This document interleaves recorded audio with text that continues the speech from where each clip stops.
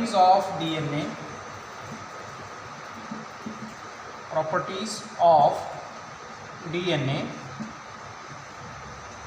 Now we will discuss about the mechanism of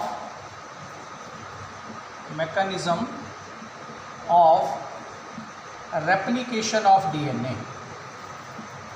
Replication of DNA. Replication of DNA करने से पहले मैं आपको बताना चाहूँगा कि रेप्लिकेशन का मतलब क्या है। देखो, most of the eukaryotic cells में जो डीएनए है that is double standard and linear.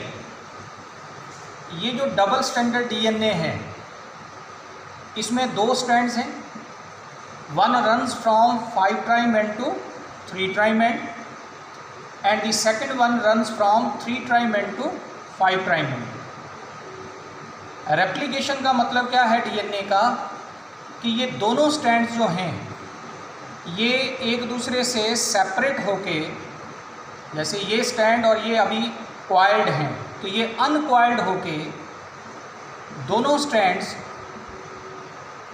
Model act करते हैं और अपने कंप्लीमेंट्री यानी अपने अपोजिट दूसरा स्ट्रैंड जो है वो सिंथेसाइज करते हैं।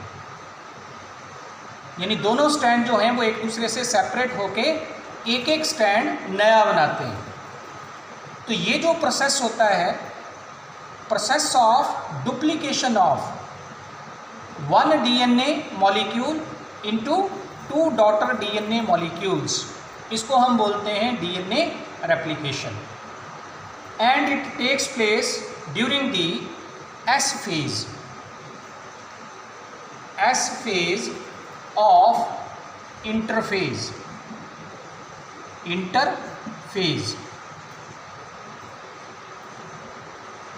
हमने सेल डिवीज़न के अंदर पढ़ा होगा कि इंटरफेज जो है वो सेल साइकिल का एक फेज है जिसके दौरान डीएनए की सिंथेसिस या डीएनए की रेप्लिकेशन होती है। अब इसके बाद आते हैं कि DNA replication takes place by semi conservative mode. Semi conservative mode. अब सेमी कंजर्वेटिव मोड किसको बोलेंगे? हालांकि 3 अलग अलग तरीके हैं डीएनए की रेप्लिकेशन के। एक है जिसको हम बोलते हैं conservative mode of DNA replication. दूसरा आ जाता है डिस्पर्सिव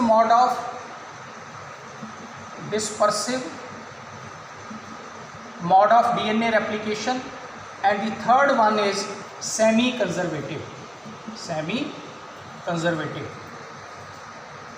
हमारे में जो डीएनए की रेप्लिकेशन होती है दैट इज़ सेमी कंजर्वेटिव। और सेमी कंजर्वेटिव का मतलब क्या है? जैसा कि ये पहले मैंने बोला कि एक पेरेंट डीएनए के अंदर 2 स्ट्रैंड्स हैं, 2 चेन्स हैं न्यूक्लियोटाइड्स की। ड्यूरिंग द रेप्लिकेशन ये दोनों चेन्स जो हैं एक दूसरे से अनक्वाइल एंड अनजिप करती हैं, यानी अलग होती हैं और अपने अपने कंप्लीमेंट्री एक एक नई चेन बनाती हैं। तो ये न्यू चेन्स हैं ये दोनों, और ये पेरेंटल चेन्स हैं, यानी ये पेरेंटल डीएनए में थी और ये दोनों नई बनी। तो हर एक डॉटर डीएनए मॉलिक्यूल में 1 strand is of parental type and the other one is newly formed. इसलिए इसको हम क्या बोलते हैं कि half of the portion is conserved और दूसरा हाफ जो है यानी जो स्ट्रैंड है वो नया बना, इसलिए इसको semi conservative mode of DNA replication बोलते हैं। अब इसके हम वेरियस स्टेप्स की बात करेंगे। अलग अलग स्टेप्स कौन से हैं डीएनए रेप्लिकेशन के? तो डीएनए रेप्लिकेशन जो है उसके वेरियस स्टेप्स करने से पहले एक और चीज़ कि DNA replication semi conservative mode के जरिए ही होती है। इसको डिफरेंट एक्सपेरिमेंट्स की हेल्प से एक्सपेरिमेंट्स की हेल्प से अलग अलग साइंटिस्ट ने प्रूव किया। आज तो हम कह रहे हैं कि ये सेमी कंजर्वेटिव मॉड के जरिए होती है। तो सेमी कंजर्वेटिव मॉड के जरिए होती है, ये किसने प्रूव किया? तो मैथ्यू मीजलसन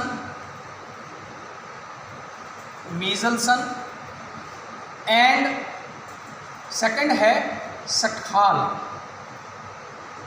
ये दो साइंटिस्ट थे जिन्होंने एक एक्सपेरिमेंट परफॉर्म किया था ई कोलाई बैक्टीरिया के ऊपर, और उसके बेसिस के ऊपर इन्होंने प्रूव किया था कि डीएनए रेप्लिकेशन जो है दैट इज़ सेमी कंजर्वेटिव। क्या किया इन्होंने? ई कोलाई बैक्टीरियल सेल लिया और उसको एक कल्चर मीडियम के अंदर ग्रो करवाया। उस कल्चर मीडियम के अंदर क्या था? उस कल्चर मीडियम के अंदर अमोनियम क्लोराइड इन्होंने लिया, लेकिन अमोनियम क्लोराइड में जो नाइट्रोजन लिया वो हैवी आइसोटॉप ऑफ नाइट्रोजन लिया, यानी कि N15, जबकि नॉर्मल नाइट्रोजन होता है N14, तो इन्होंने N15 लिया।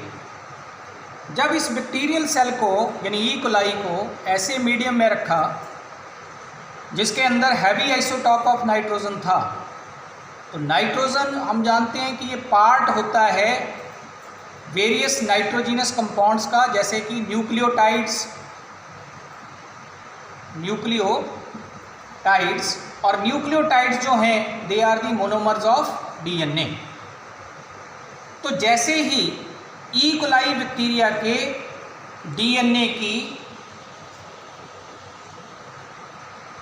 यानी ई कोलाई बैक्टीरिया को उसके अंदर रखा, तो उसके दोनों स्टैंड्स के ऊपर N15 यानी हैवी आइसोटॉप ऑफ नाइट्रोजन जो है उसकी लेबलिंग होगी, क्योंकि ये हैवी आइसोटॉप वाले नाइट्रोजन कंटेनिंग मीडियम के अंदर इसको प्लेस किया था। तो दोनों स्टैंड्स के ऊपर जो न्यूक्लियाइड थे उनके ऊपर N15 जो है वो प्रेजेंट था।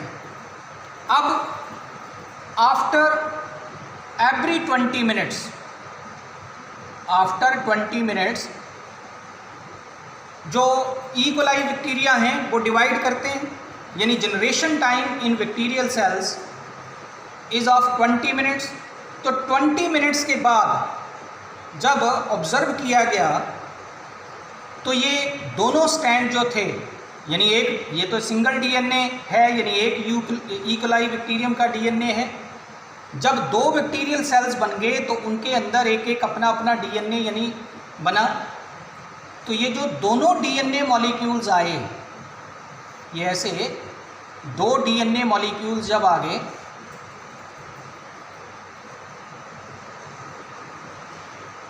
तो इन दोनों डीएनए के अंदर क्या हुआ? ये N15 था, दोनों के ऊपर लेबल किया हुआ, क्योंकि हमने किसके अंदर रखा था? यहाँ इस मीडियम के अंदर। लेकिन यहाँ एक चीज़ और ऐड कर लें कि इसके बाद इन्होंने रखा इस बैक्टीरियल सेल को, जब इसके ऊपर N15 की लेबलिंग होगी तब प्लेस कर दिया अमोनियम क्लोराइड सॉल्यूशन के अंदर ही, लेकिन जिसमें नॉर्मल आइसोटॉप ऑफ अमोनियम था।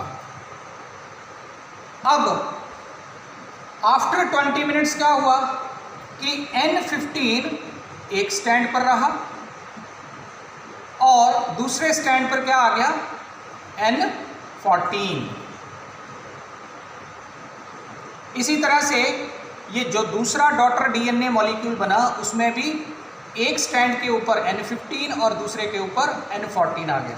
ऐसा इसलिए हुआ कि ये दोनों पेरेंट स्टैंड्स सेपरेट हो गए। एक एक स्टैंड पेरेंटल रहा यानी N15 वाला रहा, और दूसरा मीडियम में जो अवेलेबल था वो नॉर्मल नाइट्रोजन का आइसोटॉप था। इसलिए जो नया स्टैंड बना उसके न्यूक्लियोटाइड्स में लेबलिंग किसकी हुई? N14 की। ऐसे ही दूसरे वाले में।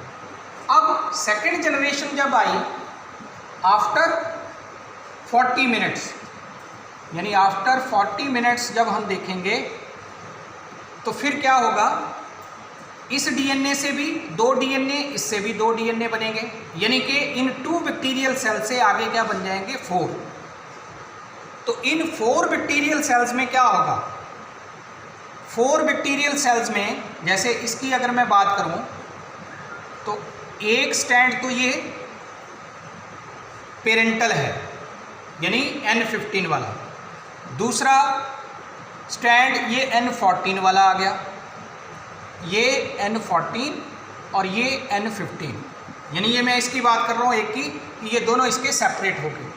अब इसने भी नया बनाना, इसने भी नया बनाना, तो मीडियम है, यहाँ भी मीडियम उसी तरह से रखा N14 यानी नॉर्मल आइसोटॉप ऑफ नाइट्रोजन वाला।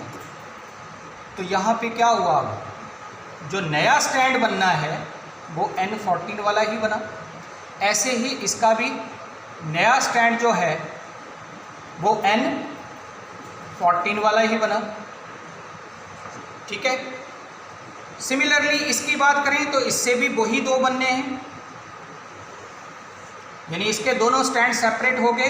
तो ये एक स्टैंड आ गया N15 वाला और ये दूसरा स्टैंड आ गया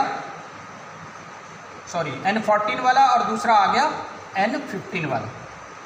अब मीडियम है N14 वाला, तो नया दोनों में क्या बनेगा N14 वाला ही,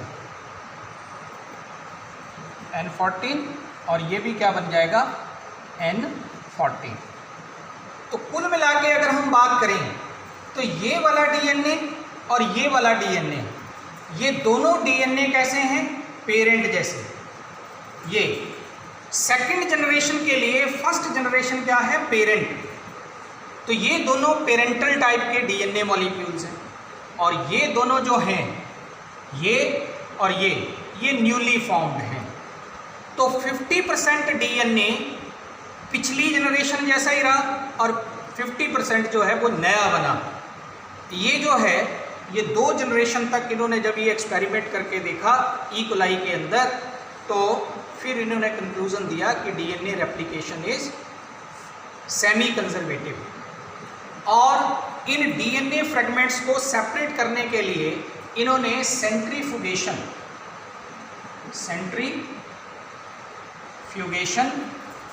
टेक्निक का इस्तेमाल किया, और जिसमें मीडियम के तौर पे लिया सीजियम क्लोराइड। तो सीजियम क्लोराइड का मीडियम लेके सेंट्रीफ्यूगेशन करके इन्होंने हर एक जनरेशन के बाद जो था इनको सेपरेट किया डीएनए मॉलिक्यूल्स को। तो फर्स्ट जनरेशन के बाद हाइब्रिड डीएनए इनके पास आए। हाइब्रिड डीएनए उसको बोलेंगे जिसमें एक स्टैंड N15 वाला, एक N14 वाला। सेकेंड जनरेशन के बाद क्या हुआ, 50% डीएनए जो थे वो तो हाइब्रिड किस्म के ही मिले, लेकिन ये जो डीएनए हैं जिनमें दोनों स्टैंड N14 वाले हैं, इनको लाइट डीएनए बोलेंगे। यानी डेंसिटी के हिसाब से अगर हम देखेंगे तो ये लाइट डीएनए हैं, ये दोनों हाइब्रिड डीएनए हैं। और ये जो फर्स्ट जनरेशन यानी बिल्कुल पेरेंटल डीएनए जो था वो कैसा था, जिसमें दोनों आइसोटॉप, दोनों स्टैंड के ऊपर जो नाइट्रोजन के आइसोटॉप्स थे वो N15 थे। इसको हम बोलेंगे हैवी डीएनए। तो ये हैवी डीएनए है, हैवी डीएनए। ये आ गया जिसको हमने बोला हाइब्रिड डीएनए। और ये जो है ये दोनों हाइब्रिड हैं, और ये वाले जो दोनों हैं ये, इनको हम बोलेंगे लाइट डीएनए। ये लाइट डीएनए। ऐसे ही एक एक्सपेरिमेंट टेलर ने किया था। तो ये डिफरेंट एक्सपेरिमेंट्स हैं जिनके बेसिस के ऊपर हम कहते हैं कि डीएनए रेप्लिकेशन जो है वो सेमी कंजर्वेटिव तरीके से होती है। अब इसके बाद हम इसके मैकेनिज्म की बात करें।